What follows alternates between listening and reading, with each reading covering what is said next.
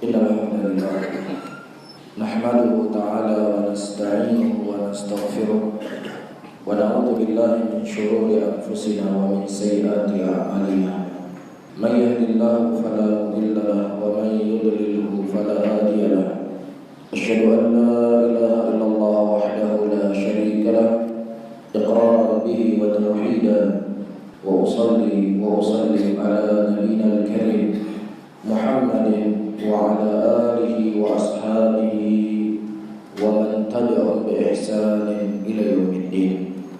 يقول الله تعالى في كتابه الكريم: يا أيها الذين آمنوا اتقوا الله حق تقاته ولا تموتن إلا وأنتم مسلمون.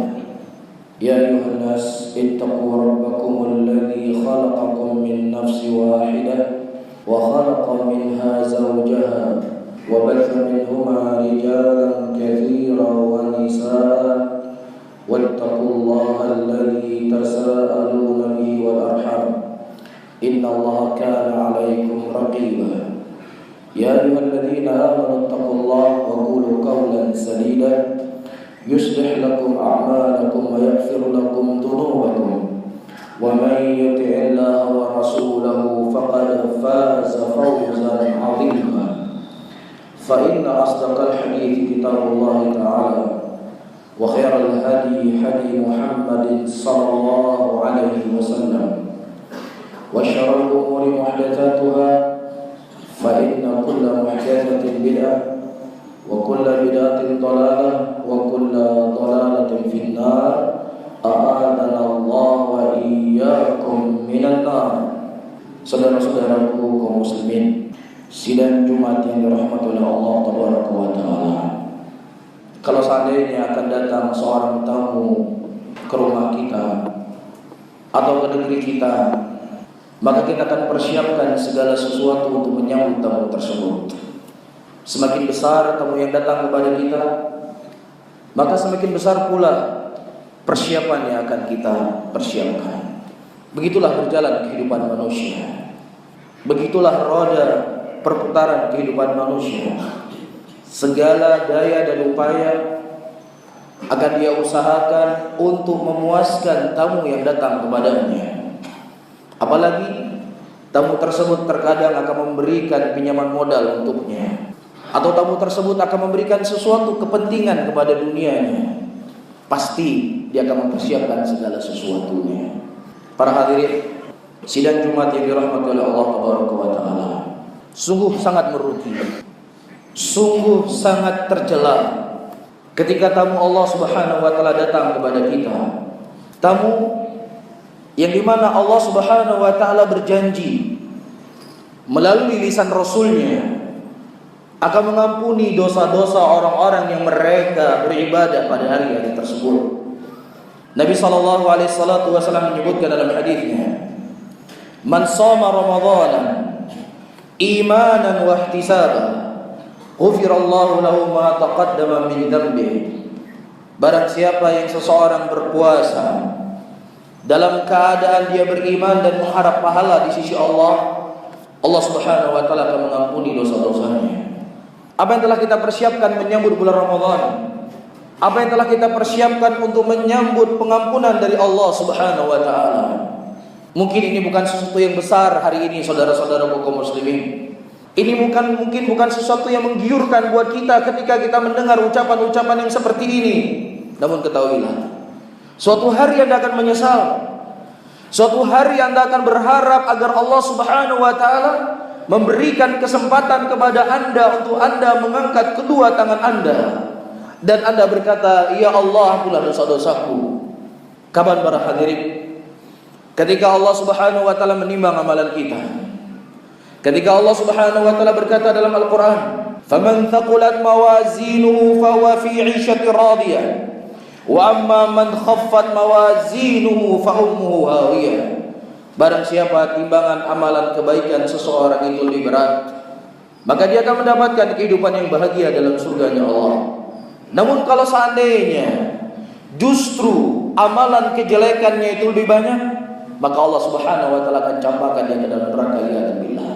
Ternyata ketika ditimbang saudara-saudara kaum muslimin, Ada 1-2 dosa yang dia lakukan, kalau seandainya dosa ini sempat dia meminta ampun kepada Allah Subhanahu wa taala dan Allah hapuskan dosa tersebut, maka niscaya timbangan kebaikannya akan lebih berat di sisi Allah Subhanahu wa taala.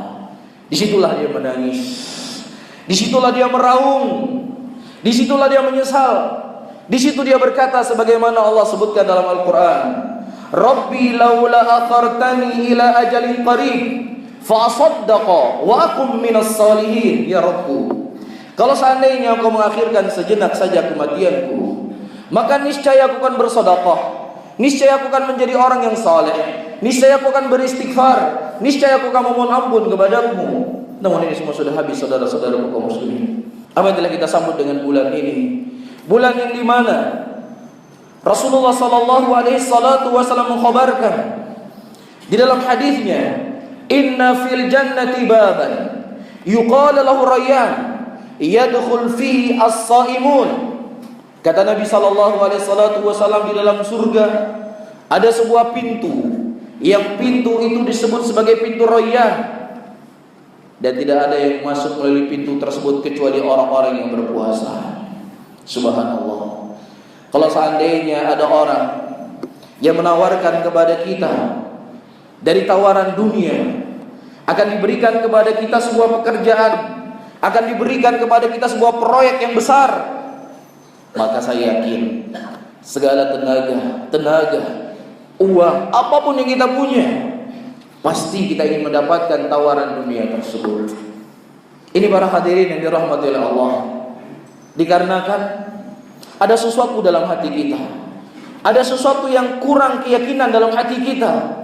Ketika Allah Subhanahu wa taala yang menawarkan kepada kita sesuatu kebaikan dunia, kebaikan akhirat, seakan-akan ini bukan sesuatu yang besar buat kita.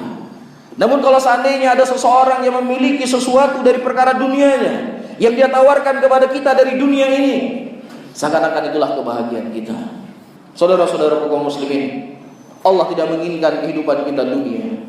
Allah Subhanahu wa taala tidak menginginkan kepada kita dunia ini. Allah menginginkan kepada kita akhirat. Wallahu yad'u ila daris salam wa yahdi man yasha ila siratim mustaqim. Allah mengajak kalian kepada negeri keselamatan. Allah mengajak kalian kepada surganya Allah Subhanahu wa taala. Oleh karena itu Nabi sallallahu alaihi wasallam menyebutkan dalam hadisnya, mau'iduna laysa fid dunya walakin mau'iduna fil akhirah. Pertemuan kita bukan pertemuan di dunia ini, kata Rasul sallallahu alaihi wasallam, tapi pertemuan kita hakikatnya ada di akhirat. Dunia memang sesuatu yang menyenangkan, dunia memang sesuatu yang hijau, dunia memang sesuatu yang menggiurkan. Tetapi Allah Subhanahu wa taala ingatkan kepada kita dalam Al-Qur'anul Karim, "Au nabiyukum bi khairin min dzalikum lil ladzina taqaw inda rabbihim." Maukah kutunjukkan kepada kalian yang lebih baik daripada dunia itu semuanya? Kata Allah Subhanahu wa taala, surga yang Allah Subhanahu wa taala persiapkan bagi orang-orang yang beriman dan bagi orang-orang yang bertakwa kepada Allah Tabaraka wa taala. Saudara-saudaraku kaum muslimin, Ramadan, puasa adalah jalan menuju surganya Allah Subhanahu wa taala. Ramadan adalah jalan untuk menuju kepada pengampunan Allah Subhanahu wa taala. Sehingga ini sesuatu yang besar untuk kehidupan dunia kita, dan besar pula untuk kehidupan akhirat kita yang paling terpenting. Sehingga sesuatu yang besar pula yang harus kita persiapkan menyambut bulan Ramadan ini. Pada kesempatan yang ringkas ini, saya akan menyebutkan beberapa hal yang penting. Apa yang harus kita persiapkan menyambut bulan Ramadan? Yang pertama, saudara-saudaraku kaum muslimin, yang harus kita persiapkan menyambut bulan Ramadan, tazkiyatun nufus, membersihkan hati. Membersihkan hati dari segala noda, membersihkan hati dari maksiat, membersihkan hati dari noda-noda yang itu akan menghalangi kita untuk beribadah kepada Allah Subhanahu wa taala. Rasulullah sallallahu alaihi wasallam menyebutkan dari hadis Nu'man bin Bashir radhiyallahu taala anhu arda, "Inna fil jasadil mudghah idza saluhat jasadu kullu wa idza fasadat jasadu kullu ala wa yal qalbu." Ketahuilah bahwasanya dalam tubuh seorang manusia ada segumpal daging, yang apabila baik segumpal daging tersebut maka akan baik seluruh anggota tubuhnya, dan kalau seandainya jelek segumpal daging tersebut maka juga akan jelek seluruh anggota tubuhnya. Ketahuilah, kata Rasulullah sallallahu alaihi wasallam, itu adalah hati. Ketika hati seorang sakit, Sebagaimana dikatakan oleh Al-Imam Ibnu Al-Qayyim rahimahullah, hati yang sakit saudara-saudaraku kaum muslimin, ya itu diibaratkan seperti badan yang sakit. Ketika kita sakit badan, ketika kita demam, ataukah penyakit apapun namanya, ketika disodorkan kepada kita makanan, dihidangkan kepada kita makanan yang paling lezat sekalipun, makanan mungkin yang paling mahal sekalipun, kita tidak akan pernah merasakan lezatnya makanan tersebut. Kita tidak akan pernah merasakan apa? Lezatnya makanan tersebut, walaupun yang masaknya adalah koki yang paling hebat di dunia ini. Begitulah hati manusia. Begitulah hati manusia ketika datang tawaran Allah. Allah Subhanahu wa taala berjanji surga bagimu. Allah Subhanahu wa taala berjanji pengampunan dosa bagimu. Allah berjanji untuk memberikan kamu pintu di surganya Allah. Namun ketika hati kita sakit, itu merupakan sesuatu berita yang tidak membuat kita terenyuh dengannya. Itu merupakan janji-janji yang tidak ada keinginan sedikit pun untuk kita meraih. Ini penyakit. Ini penyakit yang harus kita obati. Ya, ini penyakit yang harus kita obati, dan kita sendiri yang bisa introspeksi diri kita. Sejauh mana janji Allah Subhanahu wa taala kita terima dalam hati kita, dan sejauh mana janji manusia yang lebih menggiurkan buat kita. Disitulah kita timbang. Kita ini sebagai orang-orang yang mencintai akhirat, atau kita ini adalah orang-orang yang dikatakan sebagai hamba dunia. Oleh karena itu, nasihat yang begitu mulia yang disampaikan oleh Ali bin Abi Thalib radhiyallahu taala anhu warda. Kata beliau, ad-dunya muqbilah wal mudbirah, walat wal mudbirah, wal akhiratu muqbilah. Dunia itu datang dan akan pergi. Adapun akhirat sesuatu yang akan kalian datangi. Nah, walikulli umabanun, setiap dunia dan akhirat itu ada pengikut-pengikutnya. Kunu min abna'il akhirah wa la takunu min abna'id dunia. Jadilah kalian sebagai anak-anak yang merindukan akhirat, kata Ali bin Abi Thalib, dan jangan kalian menjadikan diri kalian sebagai budak daripada budak dunia. Ini yang harus kita bersihkan. Ketika Rasulullah SAW mengkhabarkan, barang siapa yang seseorang menghidupkan salat malamnya, dia akan mendapatkan pahala ini dan ini. Hati yang bersih, hati yang suci, dia pasti ingin meraih apa yang dikhabarkan oleh Nabi SAW. Ketika Allah Subhanahu wa taala mengkhabarkan bahwasanya di bulan Ramadan ada malam Lailatul Qadar, yang malam itu lebih baik dari 1000 bulan. Hati yang sakit, berita ini cuma berita yang lewat begitu saja. Hati yang berpenyakit ini tidaklah dianggap suatu tawaran yang hebat. Namun ketika hati orang itu bersih, ketika hati orang itu suci, ketika hati orang itu jauh dari penyakit, ini kesempatan emas buat saya. Seakan-akan dia akan hidup hanya di malam itu saja, sehingga dia ingin meraih apa yang dijanjikan oleh Allah Subhanahu wa taala. Ini harus kita persiapkan saudara-saudara kaum muslimin. Menyambut bulan Ramadan, kita bersihkan hati kita dari sesuatu yang paling bagus untuk membersihkan hati kita adalah qiraatul Quran, membaca Al-Quranul Karim. Ini merupakan obat yang paling mujarab untuk membersihkan hati kita ini. Allah Subhanahu wa taala menyebutkan dalam ayat Al-Quran beberapa ayat yang menyebutkan Al-Quran itu syifa. Oleh karena itu Allah Subhanahu wa taala menyebutkan sebuah ayat dalam Al-Quran bagaimana Rasulullah sallallahu alaihi wasallam mengadu kepada Allah. Wa qala ar-rasul ya rabbi inna qaumi ittakhadhu hadzal qur'ana mahjura. Ketika Rasul berkata, wahai Rabbku, sesungguhnya ada di antara kaumku yang mereka menjadikan Al-Quran sesuatu yang ditinggalkan olehnya.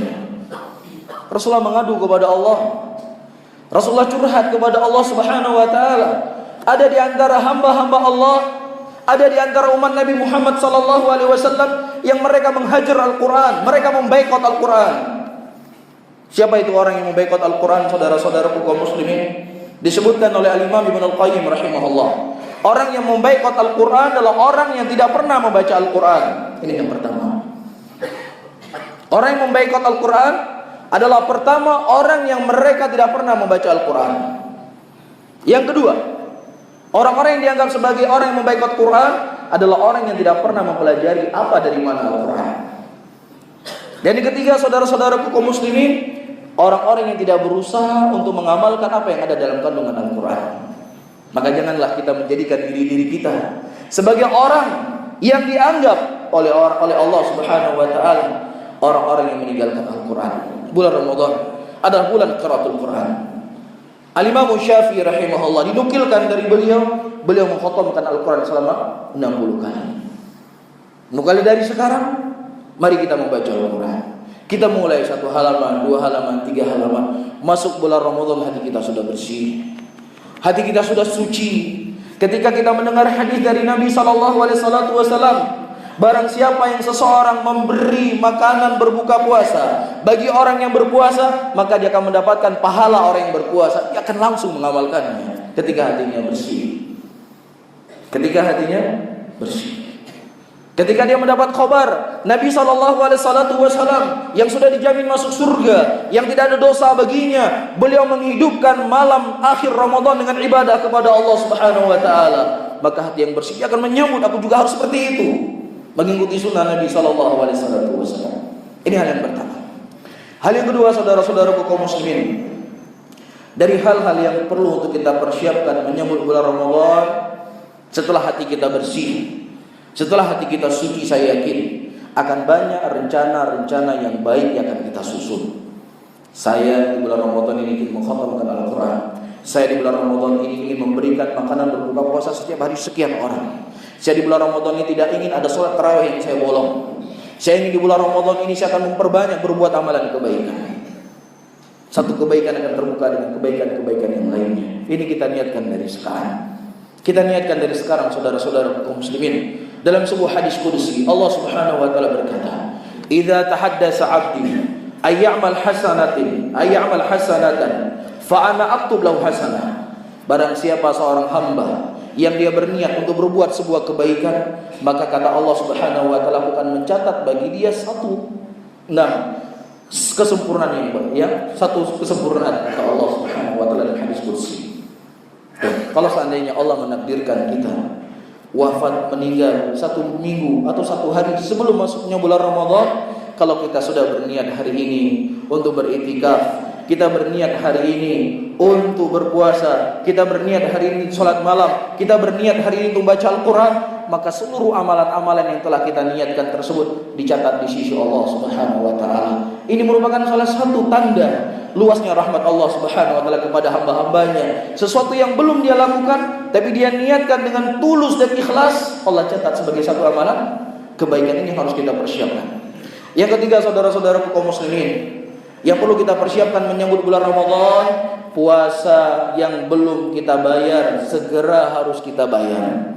Mungkin pada puasa yang dulu kita melakukan perjalanan safar, ataukah kita sakit, ada puasa yang kita tinggalkan, maka segera harus kita membayar puasa kita sebelum masuknya bulan Ramadan selanjutnya. Datang hadis dari Aisyah radhiyallahu taala anha yang dikeluarkan oleh Imam Bukhari dalam sahihnya. Aisyah radhiyallahu taala anha berkata kanat alayya shaum falam astati an aqdiha illa fi Sya'ban. Kata Aisyah radhiyallahu taala anha, masih ada kewajiban bagiku untuk berpuasa, dan aku tidaklah membayar puasa tersebut kecuali di bulan Sya'ban karena aku sibuk mengurusi Nabi sallallahu alaihi wasallam.